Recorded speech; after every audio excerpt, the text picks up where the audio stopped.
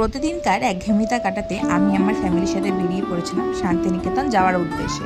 আমরা ট্রেনে হু করে চেপে চলে গেলাম শান্তিনিকেতন রেলওয়ে স্টেশন। তারপর আমরা একটা টোটো নিয়ে নিয়েছিলাম। তারপর ক্যাম্পাস চত্বরটা আমরা ভালোভাবে দেখে ঘুরে এনজয় করে চলে গেলাম সোনাঝুরি হাট। সেখানে সুন্দর সুন্দর চাদর, শাড়ি, গয়না, ব্যাগস আরও কত কিছু আমাদের দৃষ্টি আকর্ষণ করছিল।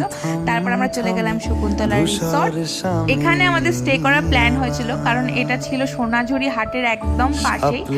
তো আমরা ঢুকতেই সমস্ত রিসর্টটাকে ভালো করে দেখতে থাকলাম, আর এখানের যে সৌন্দর্য আমাদের মুগ্ধ করে দিল। এই সামনেই ছিল পুল এরিয়া, যেটা আমার খুব প্রিয় জায়গা ছিল।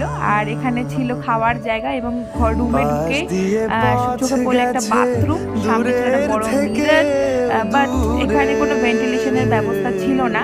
তারপর বেরিয়ে একটা ইলেকট্রিক কেটল, তারপরে উইন্ডো দিয়ে বাইরেটা দেখে নিলাম।